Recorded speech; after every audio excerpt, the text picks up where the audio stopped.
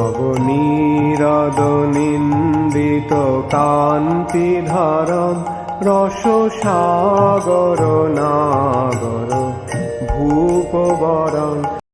हरे कृष्णा, सभी को सादर प्रणाम। आज इसका अध्याय 28 और श्लोक नंबर 21 से 27 तक हम लोग पाठ करेंगे। श्लोक नंबर कथम नुदारकादीना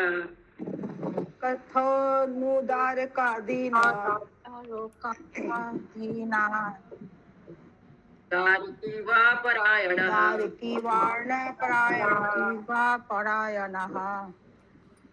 वर्तिष्यन्ते मयि गते भिन्नानावयो ददो।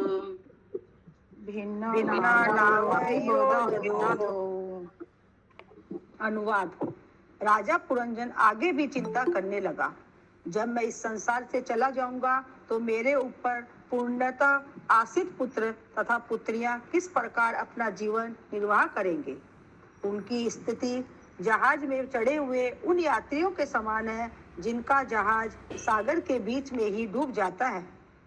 तात्पर्य: मृत्यु के समय प्रत्येक जीव को चिंता होती है कि उसकी पत्नी तथा पुत्रों का क्या होगा। इसी प्रकार एक राजनीतिक की भी सोचता है कि उसके मरने पर देश अथवा उसके राजनीतिक दल का क्या होगा।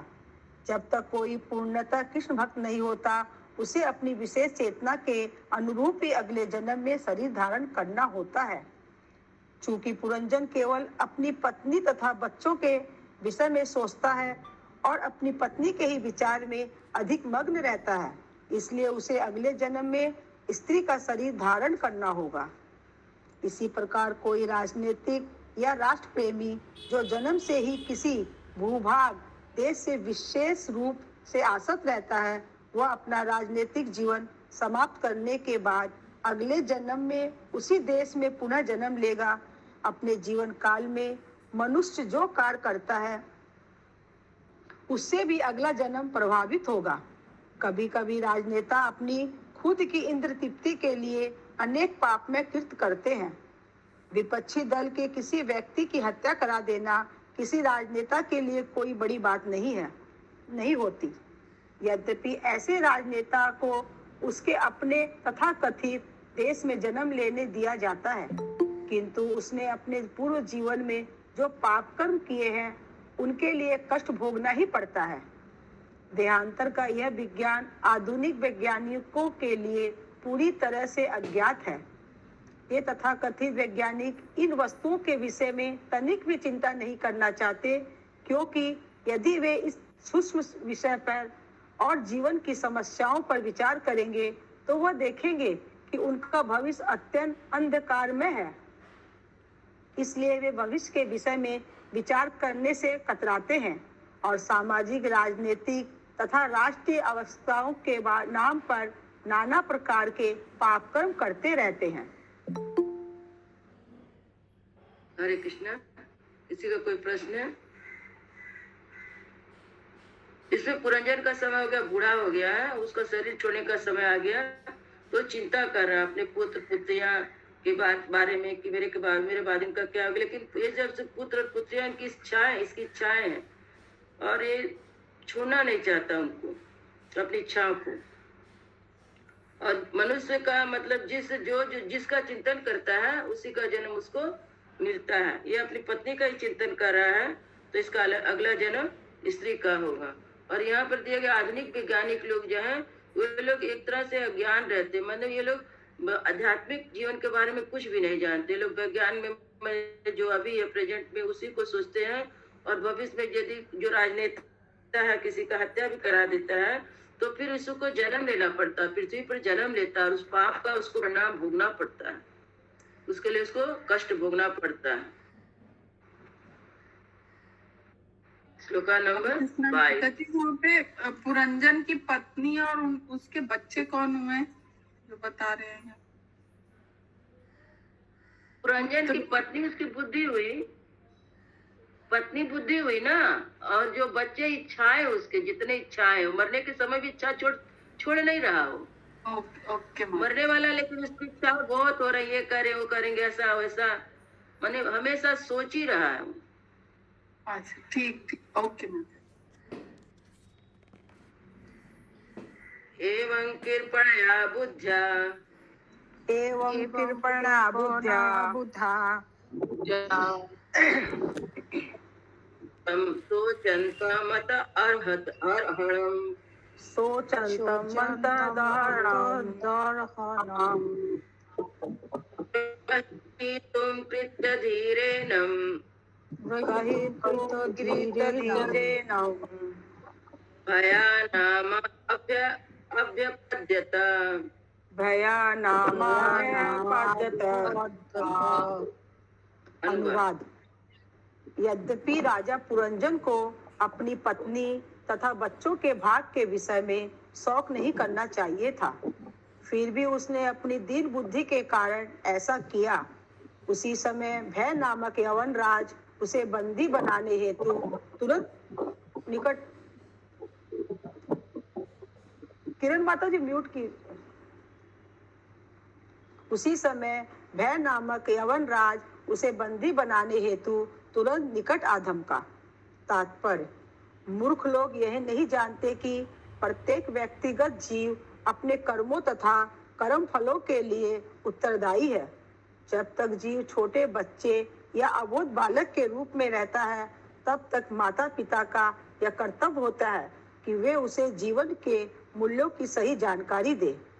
जब बालक बड़ा हो जाए तो उसे जीवन के सारे कार्य करने हेतु छोड़ देना चाहिए। माता पिता मृत्यु के पश्चात अपनी संतान की सहायता नहीं कर सकते। पिता अपनी संतानों की तुरंत सहायता के लिए कुछ संपत्ति छोड़ सकता है, किंतु उसे इन विचारों में डूबा नहीं रहना चाहिए कि उसकी मृत्यु के पश्चात उसके परिवार का भरण पोषण कैसे होगा। यही बद्ध जीव का रोग है। वह न केवल अपनी इंद्र तृप्ति के लिए पाप कम करता है, वरन मरने के पश्चात अपनी संतान के लिए इतना धन छोड़ जाना चाहता है कि उनके लिए भी इंद्र तृप्ति का अच्छा प्रबंध हो सके।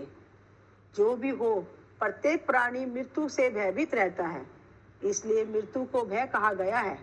यद्यपि राजा पुरंजन अपनी पत्नी तथा संतान के विषय में सोचने में लगा हुआ था, किंतु मृत्यु ने इसकी प्रतीक्षा नहीं की। मृत्यु किसी मनुष्य की प्रतीक्षा नहीं करती, वह अपना कार्य तुरंत निपटाती है, क्योंकि मृत्यु बिना किसी हिचक के जीव को अपने साथ ले जाती है। अतः नास्तिकों के लिए यह चरम ईश्वर साक्षात्कार है, जो इस चेतना को भूलकर मात्र अपने देश, समाज और रिश्तेदारों के बारे में ही सोचते हुए जीवन बर्बाद करते रहते हैं। इस श्लोक में अतः अर्पणम शब्द अत्यंत महत्वपूर्ण है, क्योंकि इसका अर्थ यह है कि मनुष्य को अपने परिवार के सदस्यों, देशवासियों तथा समाज के कल्याण कार्यों में अत्यधिक व्यस्त नहीं होना चाहिए। इनमें से एक भी मनुष्य का आध्यात्मिक विकास करने में सहायता नहीं करेगा। दुर्भाग्यवश आज के समाज में तथाकथित शिक्षित व्यक्तियों को आध्यात्मिक उन्नति के विषय में कोई ज्ञान नहीं है। यद्यपि मनुष्य जीवन पाकर उन्हें आध्यात्मिक उन्नति करने का सुअवसर मिलता है, किंतु वे कृपण के बने रहते हैं। वे अपने संबंधियों, देशवासियों, समाज इत्यादि के भौतिक कल्याण के विषय में ही सोचकर अपने जीवन को अनुचित ढंग से उपयोग में लाकर इसे बर्बाद करते रहते हैं। मनुष्य का वास्तविक कर्तव्य यह है कि वह मृत्यु पर विजय पाना सीखे। भगवान श्री कृष्ण ने श्रीमद् भगवत गीता 4.9 में मृत्यु को जीतने की विधि बताई है। जन्म कर्म च मे दिव्यमेवं यो वेति तत्वतः तत्यक्त्वा देवं पुनर्जन्म नेति मामेति सो अर्जुन।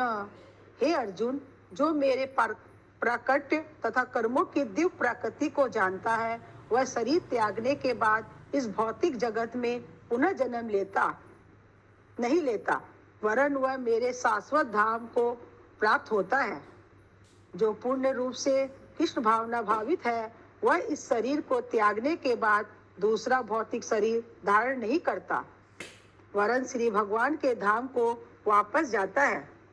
प्रत्येक व्यक्ति को यह पुण्यता प्राप्त करने का प्रयास करना चाहिए। दुर्भाग्यवश ऐसा करने के बजाय लोग समाज, मित्रता, प्यार तथा संबंधियों के विचार में मग्न रहते हैं, किंतु यह कृष्ण भावनामृत आंदोलन सारे विश्व के लोगों को मृत्यु को जीतने की शिक्षा दे रहा है। हरि बिना न स्मृतिम तरंतिम, पुण्य पुरुषोत्तम भगवान की शरण ग्रहण किए बिना कोई मृत्यु पर विजय प्राप्त नहीं कर सकता। हरे कृष्ण। हरे कृष्ण। किसी कोई प्रश्न है? श्लोका नंबर 22 में यहाँ पर नारद जी राजा प्राचीन वैश्य को कहानी सुना रहे हैं, राजा पुरंजन का। तो यहाँ पे दिया गया हुआ है कि बिना भगवान की शरण ग्रहण किए कोई मृत्यु पर विजय नहीं प्राप्त कर सकता। इस तरह की भगवान का अंश ही हम हैं, भगवान का अंश हमारे शरीर के अंदर है, और वो जो अजर अमर जो आत्मा है वो कभी मरता नहीं है। भगवत गीता में दिया गया श्लोक है ना तो आग से जलाया जाता है, ना पानी से भिगाया जाता है, ना वायु उसको हवा सुखा सकती है। ऐसा आत्मा हमारा है। यदि हम इस ज्ञान को ग्रहण करते हैं, भगवान का शरण ग्रहण करते हैं, तो हम मृत्यु पर विजय प्राप्त कर सकते हैं। भगवान के शरण ग्रहण किए बिना हमारे अंदर से भय नहीं जाएगा, क्योंकि जब तक हमको ये नहीं पता होगा हम भी आत्मा है, हम भी भगवान के अंश है, तब तक हमारे शरीर में डर बना रहेगा। हमको अब यदि हम अपना शरीर समझेंगे कि इसको तो छोड़ना ही पड़ेगा, तो जिसको छोड़ने के लिए यदि हमको ये ज्ञान रहता है कि हम भगवान के हम आत्मा है, हमको भगवान के धाम में जाना है, तो तब तक हमको डर बना ही रहेगा। इसलिए डर निकलने के लिए भगवत गीता या भगवान की शरण लेना बहुत ही जरूरी है। इसको पुरंजन को डर लग रहा है क्योंकि उसको तो ज्ञान नहीं था, उसको लगता है सब कुछ हमको छोड़ना पड़ जाएगा। और जो भगवान के बारे में जानता है, भगवान की शक्ति के बारे में जानता है, उनका जन्म के बारे में जानता है, उनकी दिव्यता के बारे में जानता है, और अपनी आत्मा के बारे में जानता है। भगवान के बारे में तो मनुष्य जान भी सकता है, किंतु खुद के बारे में जानना बहुत जरूरी है कि हम क्या हैं। यदि उनको जान लेता है तब वह मृत्यु पर विजय प्राप्त कर सकता है। श्लोका नंबर 23। पशुवत एव नरे यो निरेशा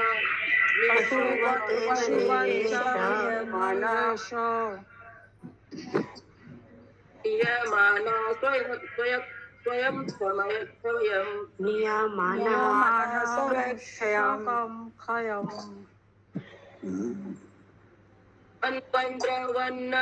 अनुपता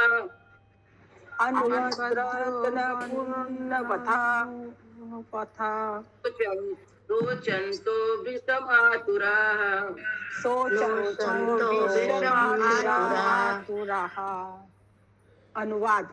जब यवन गण राजा पुरंजन को पशु की भांति बांधकर उसे अपने स्थान को ले जाने लगे, तो राजा के अनुचर अत्यंत शोकाकुल हो उठे। उन्हें भी विलाप करते हुए राजा के साथ साथ जाना पड़ा। तात्पर्य: जब यमराज तथा उसके दूत जीव को न्याय के स्थल पर ले जाते हैं, तो प्राण, इच्छाएं आदि भी जीव के अनुचर के रूप में उसके साथ जाती है। इसकी पुष्टि वेदों में हुई है। जब जीव यमराज द्वारा बंदी बनाकर ले जाया जाता है, तम उत्कामंतम, तो प्राण भी उसके साथ चला जाता है। प्राणो अनुत्क्रमामंती, और जब प्राण निकल जाता है, प्राणम अनुत्क्रामंतम, तो सारी इंद्रियां, सर्वे प्राण भी साथ चली जाती है। अनुत्क्रमामंती, जब जीवात्मा तथा प्राण निकल जाते हैं, तो पंच तत्वों पृथ्वी, जल, अग्नि, वायु तथा आकाश से उत्पन्न पदार्थ का पिंड पीछे छूटा रह जाता है। तब जीवात्मा न्यायालय में पहुंचता है, जहां यमराज तय करते हैं कि उसे दूसरा कैसा शरीर मिलेगा। आधुनिक वैज्ञानिक इस विधि से अपरिचित है। प्रत्येक जीव इस जन्म में अपने कर्मों के लिए उत्तरदायी है, और मृत्यु के बाद उसे यमराज के दरबार में ले जाया जाता है, जहां यह तय किया जाता है कि उसे किस तरह का अगला शरीर मिलेगा। यद्यपि स्थूल भौतिक शरीर छूट जाता है, किंतु जीवात्मा तथा उसकी इच्छाएं एवं उसके विगत कर्मों के फल उसके साथ साथ जाते हैं। यह तो यमराज पर निर्भर करता है कि पिछले कर्मों के अनुसार वह उसे कैसा शरीर प्रदान करे। हरे कृष्ण। हरे कृष्ण। इसे कोई प्रश्न है? इसमें 23 नंबर श्लोक में नारद जी बता रहे हैं राजा प्राचीन वसत को कि पुरंजन को उसको पशु की बात कर, मतलब जो हमारा शरीर है, शरीर में भी 3 शरीर और होते हैं। एक शरीर होता है स्थूल शरीर जो दिखाई दे रहा है, एक शरीर जो सूक्ष्म होता है जो हमको दिखाई नहीं देता है, और एक होता है कारण शरीर। तो उसमें सूक्ष्म शरीर जो मन बुद्धि अहंकार होता है उसको सब बांट के ले जाया जाता है, और ले जाने के बाद ले जाया जाता है। इसमें प्राण जो कितनी जो इंद्रियां रहती, सारी इंद्रियां तो खत्म हो जाती है। जैसे आंख का सबका रोशनी, आंख का रोशनी चला जाता है, कान का सुनने की शक्ति, जब सब शक्तियां साथ में प्राण निकला तो सारी शक्ति खत्म हो गई। और जो हमारा भौतिक शरीर है, पृथ्वी जल अग्नि वायु और आकाश से बना हुआ है, इसको फिर इन सब में मिला दिया जाता है। पृथ्वी में, जल में, अग्नि में, वायु में और आकाश में, मतलब इसको जला दिया तो अग्नि में चला गया, बहा दिया गया तो जल में चला गया। आकाश तो ऐसा रहता है, वायु भी रहता है, वायु भी मिल जाता है, और जमीन हम लोग को धरती तो मिलता है, धरती पे ही तो जलाया जाता है। फिर आकाश में हवा के साथ मिलके आकाश में भी उड़ जाता है। इस तरह जो हमारा शरीर 5 तत्व से बना हुआ है, ये 5 तत्व में मिल जाता है, भौतिक शरीर जो हमारा मिल जाता है। श्लोक नंबर 24। तीसरा शरीर क्या बताया आप दीदी? तीसरा होता है एक कारण शरीर। कारण शरीर स्वभाव होता है, स्वभाव होता है। आपका स्वभाव देखिए कैसा स्वभाव हुआ। आप जो एक पहले जन्म से स्वभाव जो लेके आए, इस जन्म में भी नहीं छूटेगा स्वभाव। आप कितना भी कोशिश करिए, क्योंकि बहुत पहले से चला आया हुआ उसका स्वभाव ऐसा बना। वही तो बहुत जैसा मन, वही तो मन हुआ ना, जैसा पिछले जन्म में मन था उसी तरह का जन्म हुआ।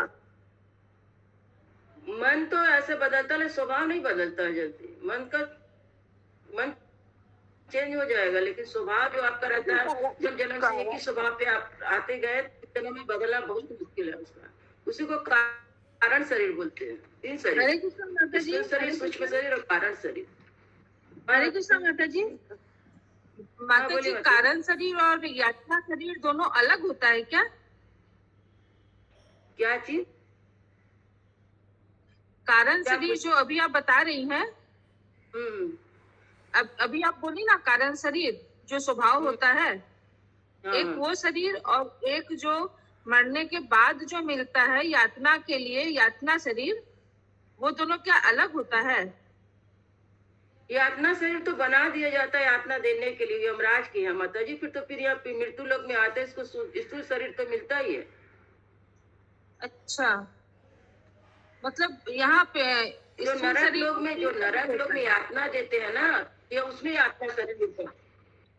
तो मतलब भौतिक संसार में नरक में चला गया आत्मा, हाँ भौतिक में 3 शरीर, पृथ्वी पर 3 हुआ, लेकिन नरक में जब जाते हैं ना, तो उस समय वहां उनको यातना शरीर, वो मरता नहीं है, वो बस यातना दिया जाएगा, फिर वो मूर्छा होगा, फिर मरेगा नहीं वहां पे शरीर, उसको यातना शरीर बोलते हैं।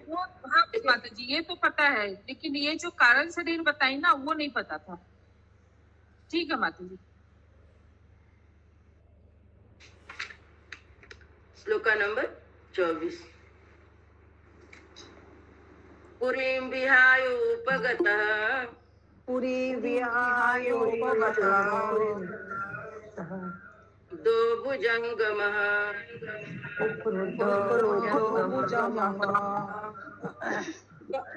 यदा तमेवानुपुरी,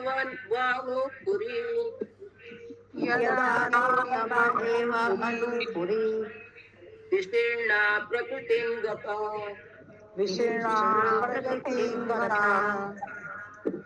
अनुवाद। वह सर्व भी जिसे यवन राज के सैनिकों ने बंदी बनाकर पहले ही नगर के बाहर कर दिया था, वह अन्यों के साथ अपने स्वामी के पीछे पीछे चल पड़ा। जो ही इन सब ने नगर को छोड़ दिया, तो ही वह नगर तहस नहस ध्वस्त होकर धूल में मिल गया। तात्पर्य, जब जीव को बंदी बना लिया जाता है तो उसके सारे अनुचर प्राण, इंद्रियां तथा इंद्रिय विषय पदार्थ के पिंड अर्थात शरीर का परित्याग कर देते हैं। जब जीवात्मा तथा उसके साथी प्रयाण कर जाते हैं तो शरीर कार्य नहीं करता। वह अपने मूलभूत तत्वों पृथ्वी, जल, अग्नि, वायु तथा आकाश में परिणत हो जाता है। जब शत्रु किसी नगरी पर आक्रमण करते हैं और उसके निवासी जब उसे छोड़कर बाहर चले जाते हैं तो शत्रु उस नगरी पर बमबारी करके उसे तहस नहस कर देते हैं। जब हम कहते हैं तुम धूल हो और धूल में मिल जाओगे तो हमारा प्रयोजन शरीर से ही होता है। जब नगर पर शत्रु का आक्रमण होता है और उस पर बमबारी हो जाती है तो नागरिक सामान्यतः उसे छोड़कर चले जाते हैं और उस नगर का अस्तित्व मिट जाता है। वह व्यक्ति मूर्ख ही है जो नगर के निवासियों की परवाह किए बिना नगर को सुधारने का प्रयास करता है। इसी प्रकार जीव भी जैसे आध्यात्मिक ज्ञान प्राप्त नहीं है, वह बाह्य शरीर की रक्षा करता है। उसे यह पता ही नहीं रहता कि मुख्य तत्व तो शरीर के भीतर स्थित आत्मा है। जब मनुष्य आध्यात्मिक ज्ञान में उन्नत होता है तो आत्मा निरंतर देहांतरण से बच जाता है। जो लोग अपने शरीर के प्रति अधिक आसक्त है उसे श्रीमद् भागवतम गाय तथा गधे के समान मानता है। स एवं गो खरा, गाय अत्यंत अबोध पशु है और गधा भार ढोने वाला जानवर है। जो देहात्म बुद्धि के कारण श्रम करता रहता है वह गधे के तुल्य है और अपने स्वार्थ को नहीं पहचानता। अंततः यह कहा गया है, यस्यात्म बुद्धि कुणपे तित्रा तुके सोन्ति कल्त्रास दिशु भौम इज्जधि यति तीर्थ बुद्धि सलिले न करंसि जजनेश्व विभु गैसु स एव गोखरा।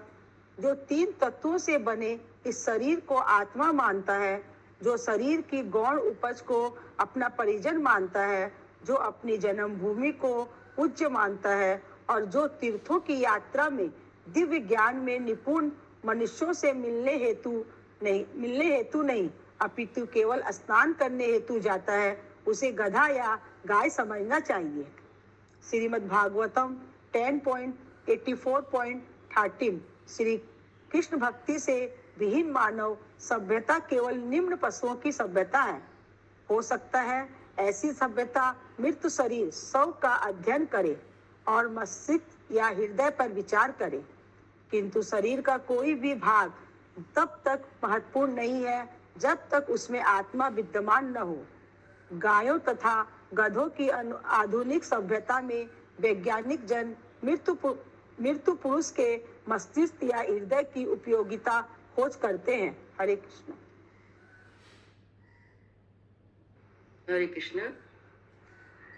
यहाँ पर तात्पर्य में शिला प्रभुपाद हम लोग को बता रहे हैं कि यदि हम लोग तीर्थ स्थान में जाते हैं, सिर्फ स्नान करने के लिए जाते हैं, जैसे स्नान में कुंभ ही लगा है, वहां पर सिर्फ स्नान करके हम चले आए, तो उसको वो गधा या गाय समझना चाहिए, क्योंकि वहां पर दिव्य ज्ञान के देने वाले संत महात्मा पुरुष भी आए होंगे, उनसे मिलना चाहिए, उनसे ज्ञान लेना चाहिए, तब हम समझे कि हमारा स्नान सफल हुआ। और जो सिर्फ नहाने के लिए जाते हैं उनको प्रभुपाद जी कहते हैं कि गाय या गधा समझना चाहिए। और ये भगवान जो कृष्ण भावना से विहीन बस मनुष्य है, वो पशुओं की तरह है कि पशु भी तो किसी से ज्ञान ले नहीं सकते, बोल नहीं सकते, और जो ज्ञान में नहीं जाते हैं अपने तक, मतलब उनका जीवन भी मतलब निम्न कोटि का होता है। और यहाँ पर दिया हुआ है कि आत्मा का निरंतर देहांतर से बच जाता। आत्मा मतलब हमेशा एक शरीर, आत्मा तो बदलेगा, आत्मा वही रहेगा, लेकिन शरीर तो बदलेगा। लेकिन भक्ति यदि हो जाता है तो आत्मा के साथ हम परमात्मा के धाम में चले जाते हैं, भगवान के साथ रहते हैं। तो इसलिए बोलते हैं कि आत्मा अपना बदलने, हर समय शरीर बदलने से बच जाएगा यदि वो भक्ति में आ जाता है, जैसे कृष्ण भावना अमृत में या भगवान प्रभुपाद के शरण में या गुरु के शरण में चला जाता है, तो वह बच सकता है, नहीं तो दूसरा कोई उपाय इस संसार में हो नहीं है। श्लोक में 3 तत्व लिखा है कैसा? तीन तत्व से बने इस शरीर। तो यहाँ पे 5 तत्व होता है, यहाँ पे 3 तत्व दिया, तत्व इसका 3 का क्या बोला जाएगा? वही कारण सूक्ष्म और यही होगा क्या? ये तो शरीर हुआ ना, ये तो कफ पित्त वायु होगा। हरे कृष्ण माता जी, माता जी तीन टी धातु दिए तैरी माने कफ पित्त और वायु। वायु, हाँ वही। अच्छा, हाँ ठीक है।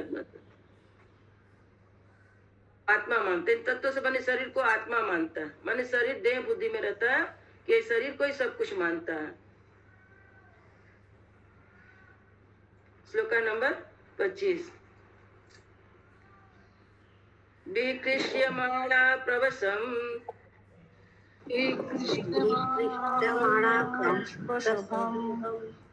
यवनेन बलीयसा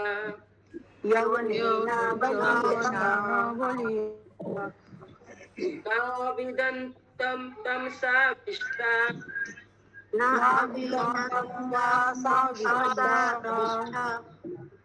सखायां सुहृदं पुरा।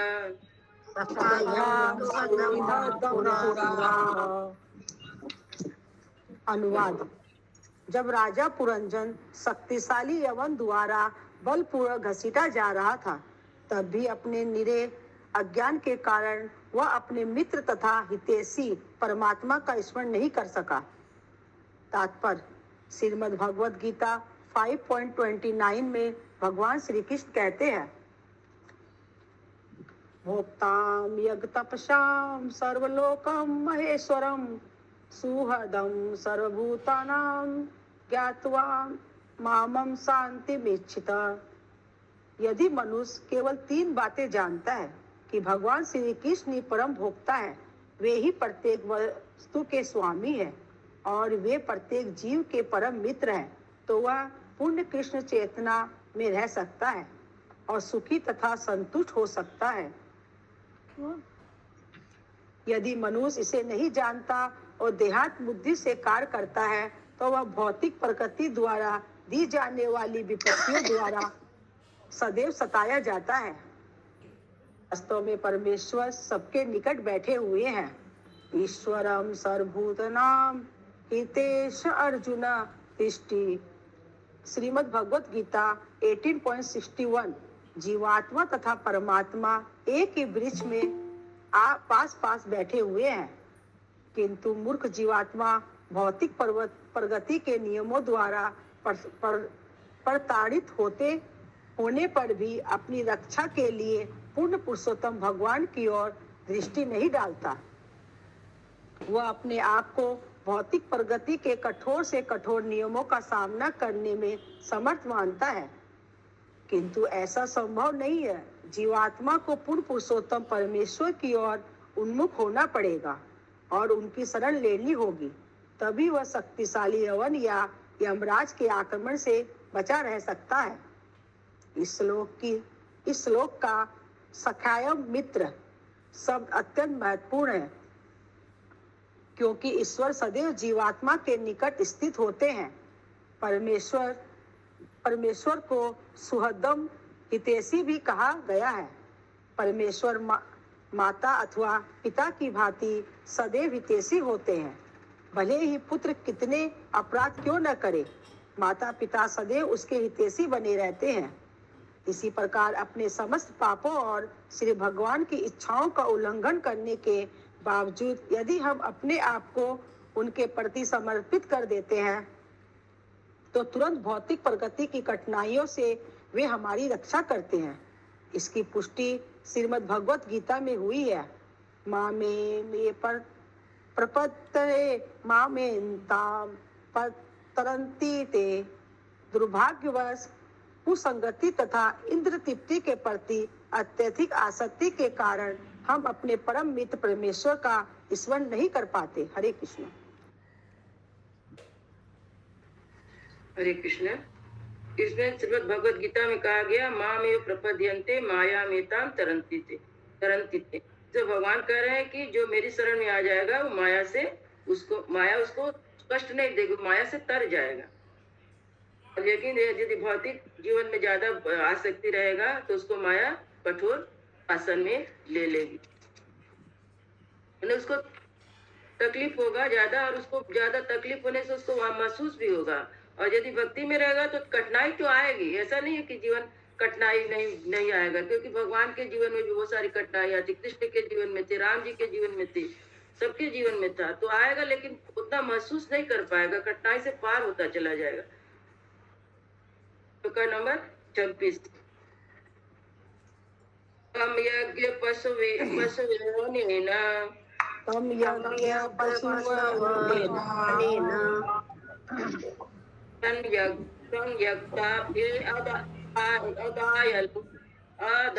संवक्ता संवक्ताये अदयादिलातुना कुटेरस्थिद्रन्सुदुःखुद्धा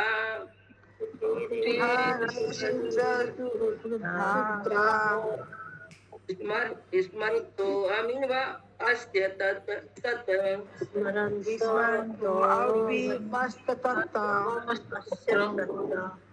अनुवाद। उस घोर निर्दयी राजा पुरंजन ने विविध यज्ञों में अनेक पशुओं का वध किया था। अब वे सारे पशु इस अवसर का लाभ उठाकर उसने अपने सींगों से बेधने लगे। ऐसा प्रतीत हो रहा था मानो उसे फरसों से टुकड़े टुकड़े करके काटा जा रहा हो। तात्पर्य, जो लोग धर्म के नाम पर या भोजन के लिए पशुओं का वध करने हेतु लालायित रहते हैं, उन्हें मृत्यु के पश्चात ऐसी ही यातना सहने हेतु तैयार रहना चाहिए। मांस शब्द संकेत देता है कि जिस पशुओं को हम मारते हैं उन्हें अवसर प्राप्त होगा कि वे हमें मारे। यद्यपि वास्तव में कोई जीव मारा नहीं जाता, किंतु मृत्यु के पश्चात पशुओं के सींगों से बेधे जाने की पीड़ा का अनुभव होगा। इसे न जानने के कारण ही दुर्बुद्धि लोग निरही पशुओं का वध करते जाते हैं। तथाकथित मानव सभ्यता ने धर्म या भोजन के नाम पर पशुओं के वध के लिए अनेक कसाई घर खोल रखे हैं। जो थोड़े धार्मिक हैं वे मंदिरों, मस्जिदों या यूं ही दी उपासना गृहों में पशुओं की बलि देते हैं, और जो नीच तथा अधर्म है वे कसाई घर चलाते हैं। जिस प्रकार सभ्य मानव समाज में यह नियम है कि प्राण के बदले प्राण लिया जाए, इसी प्रकार ईश्वर की व्यवस्था के अनुसार एक जीव का दूसरे के ऊपर अपना अधिकार जताना वर्जित है। परमपिता के अनुसार प्रत्येक प्राणी को जीवित रहने की स्वतंत्रता मिलनी चाहिए। श्री भगवान सदा से पशु वध का चाहे धर्म के लिए अथवा भोजन के लिए हो तिरस्कार करते आए हैं। श्रीमद् भगवत गीता 16:19 में भगवान श्री कृष्ण कहते हैं। माता जी ये वाला श्लोक आप पढ़ दीजिए। तानहं दुष्टा पुराण संसारेषु नराधमा क्षिप्रा असस्रम अशुभम आसुरीये वयोनिषु। जो लोग ईर्ष्यालु और दुष्ट हैं वे मनुष्यों में अधम हैं, और वे मेरे द्वारा विभिन्न आसुरी योनियों में इस भवसागर में फेंक दिए जाते हैं। पशु हत्यारों द्विषत को जो अन्य जीवों तथा पूर्ण पुरुषोत्तम भगवान से द्वेष रखते हैं अंधकार में डाल दिए जाते हैं। वे जीवन के उद्देश्य को कभी नहीं समझ पाते। इसकी व्याख्या आगे के श्लोक में दी गई है। हरे कृष्ण। हरे कृष्ण। इसे भगवान बोलते हैं कि जो लोग ईर्ष्यालु है, दुष्ट है, अधम, उनको नरक में ही डाला जाता है। जो पशुओं का मांस खाते हैं उनको, वो पशु फिर मरने के बाद वो पशु भी उनको शासन में लेते हैं, उनको सताते हैं, उनके सिंहों द्वारा उनको मारते हैं, ऐसा दिया लिखा हुआ है। और भागवतम के हम लोग जब पंचम अध्याय में जाएंगे, चौथा स्कंद चल रहा है ना, पंचम स्कंद में जाएंगे तो उसमें आपको 27 से 28 नरक का आपको मिलेगा। नरक का किस तरह नरक का दिया गया, व्यवस्था दिया गया, किस तरह नरक में जाने से, कौन सा पाप करने से कौन सा नरक मिलता है, उसका क्या शासन होता है, ये सब हम लोग को पंचम स्कंद में आगे हम लोग को पढ़ने को मिलेगा। श्लोका नंबर आज का अंतिम श्लोका नंबर 27। अनंत पारे तमसि अनंते पारे तमसि अग्नो नष्टमिति समः मनोनष्टमिति समः शाश्वतीरनुभूयार्तिम् शाश्वती अनुभूयार्ति मादासंगदूषितः दूषिता। अनुवाद। स्त्रियों की दूषित संगति के कारण जीव रूप राजा पुरंजन निरंतर भौतिक संसार के समस्त कष्टों को सहता है और अनेक वर्षों तक समस्त प्रकार की स्मृति से शून्य होकर भौतिक जीवन के अंधकार में क्षेत्र में पड़ा रहता है। तात्पर्य। यह भौतिक अस्तित्व का वर्णन है। इस भौतिक अस्तित्व का अनुभव तब होता है जब मनुष्य भगवान श्री कृष्ण के दास रूप में अपनी वास्तविक पहचान को भूलकर नष्ट स्मृति स्त्री के प्रति आसक्त रहता है। इस प्रकार एक एक करके अनेक जन्मों तक वह इस भौतिक संसार के तीनों तापों को सदैव सहता रहता है। मानव सभ्यता को अविद्या के अंधकार से बचाने हेतु ही कृष्ण भावनामृत आंदोलन चालू किया गया था। कृष्ण भावनामृत आंदोलन का मूल उद्देश्य विस्मृति जीवात्मा को प्रबोधित करना है और उसे मूल कृष्ण चेतना की याद दिलाना है। इस प्रकार जीवात्मा अविद्या के संकट तथा देहांतर से बच सकता है, जैसा कि शील भक्ति विनोद ठाकुर ने गाया है। हरे कृष्ण। माता जी आप पढ़िए। करो माता जी। হ্যাঁ মাতাজি পড়ছে। অনাদি কর্ম ফলে পরিভবার নব জলে তরিবারে না দেখি উপায় এ বিষয় হলাহলে দিবানিশি হিয়া জলে মন কবু সুখ নাহি পায়। हरि बोल हरि बोल हरि बोल। मैं अपने पूर्व कर्मों के कारण अब विद्या के समुद्र में गिर गया हूँ। मैं इस विषय तुल्य अपार सागर से निकलने का कोई साधन नहीं ढूंढ पा रहा। हम इंद्र सुख द्वारा सुखी रहने का प्रयत्न कर रहे हैं, किंतु वास्तव में वह तथाकथित सुख उस भोजन के तुल्य है जो अत्यंत गर्म होने के कारण हृदय में पीड़ा पहुंचाता है। मुझे दिन रात जलन का अनुभव होता रहता है और मेरे मन को संतोष नहीं मिल पाता।